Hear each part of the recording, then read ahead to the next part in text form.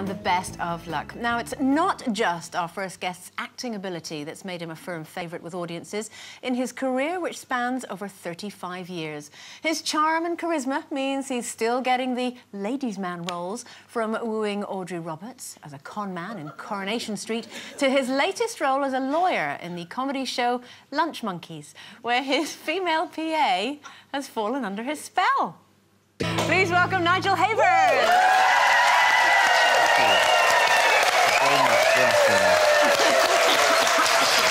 Hello. Now, I have to ask you, I thought you were talking about us, a bunch of lunch monkeys. What does that mean? I don't know what it means. I think it means people who skive off at lunchtime in working in offices and stuff. Oh, so it is us. But the show is really fun to do, and I have a lot of...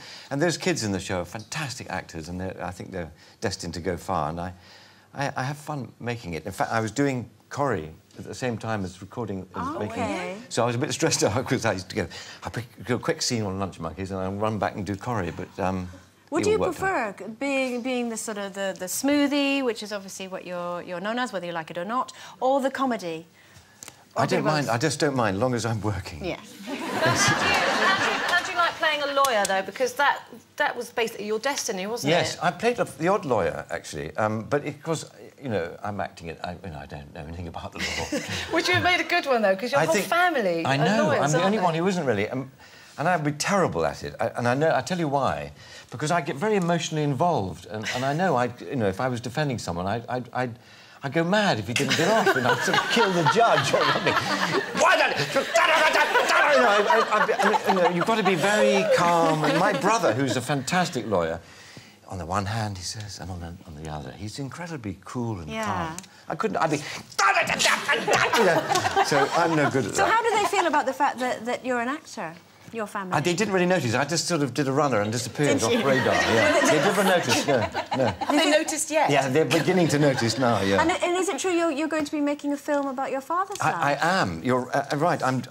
We're working on this film about just one specific summer of 1967 when there was a news flash on the TV, and it was when the Rolling Stones, Mick and Keith, had been arrested for finding drugs and things. And my father, watching, said, "Well, I hope to God they don't ask me to defend them." You know, all that went. And an hour later, the phone goes, and Dad disappears and comes back, and he says, "I am defending the Rolling Stones."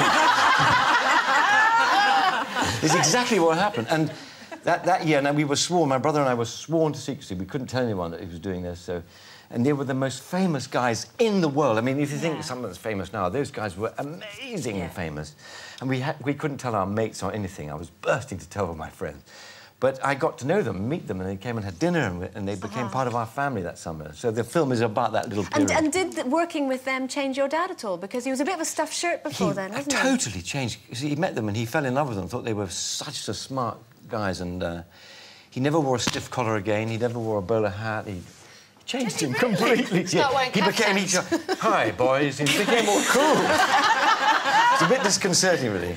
But you know, we love the Stones because, if you remember, the Beatles were out at the same time. Do you remember that? And my parents liked the Beatles, so we thought, we can't like them. I mean, you can't like a band that your parents swoon over, can you?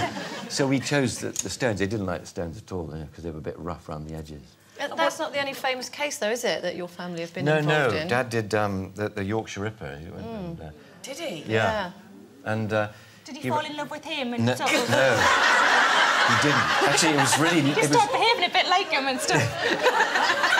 Well, the case, I mean, I think there was no question he was going to go down. It was whether he was going to plead insanity and therefore go to a prison that would treat him less harshly. And Dad rang and said, "Do you want to come to court? Because I'm going to prosecute him today. I'm going to have him in the box today." And I said, "I'd love to." So I went, and it was just an amazing morning to see that guy. He was sitting just sort of there.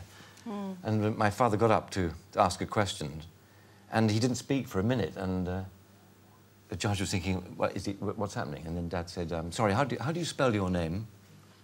And he said, he said, "Did you enjoy killing all those women?" You know, you could cut the atmosphere with a knife. It was just fantastic. Have you ever done any writing, Nigel? Because it's such an interesting story in itself. You know, your dad's life, your grandfather's life. Have you ever written any of it down? Well, I wrote my book, which was... But then in novel form? Well, I know, but I am sort of planning to write a novel now, and I'm planning to write a historical novel, which I know people say it's the most difficult thing you can write, but I've got this sort of idea, so I've got to do it now. I have my literary agent man says, right, come on. How lovely to have one. Hark at you. So I'm going to... Sounds quite grand, that, doesn't it? It does. My literary agent. Now, For 1 second, I sounded intelligent. It didn't last very long.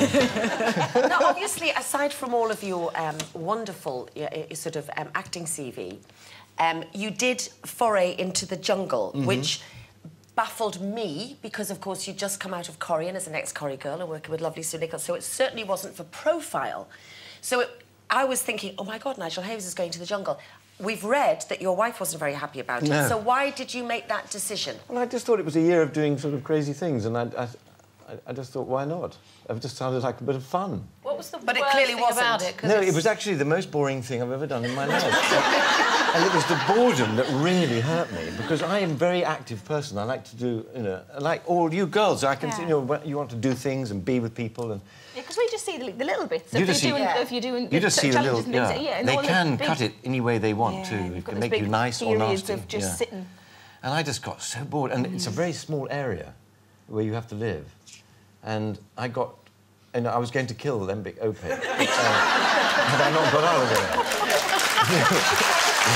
So I didn't want to go to prison, really, for that. Because I was going to kill him. And I couldn't work out how he could have been a member of Parliament for 12 years. How could he be a member of Parliament for 12? He has no brain. Anyway, that's another story. Last night, I was having dinner with my wife in a restaurant in London, and a man came up to me, quite sort of shut. I thought, my God, that's Lembic Opie. But it was Brian Paddock, Brian Paddock? Yes, who looks quite like him. Yes. And said, I was well done in the jungle. I was like, oh, that's Lembic. He's going to hit me. And so, anyway... So next time your wife says not to do anything, you listen to her, I'm going to. Havers. She very, very nearly sort of said, right, I'm off. Quite a test, really. Are you going to go into Corrie again, do you think? I hope so. Did you love it? I absolutely Isn't it great? adore it. And I've got to go and say sorry to Sue, to Audrey. You know, in fact, I was in Manchester yesterday talking about it, so watch this space. Oh, okay. Oh, Nigel, it's lovely to have you on the show again. It's very Nigel kind of you to Havers, ask me. everyone. Thank you very much.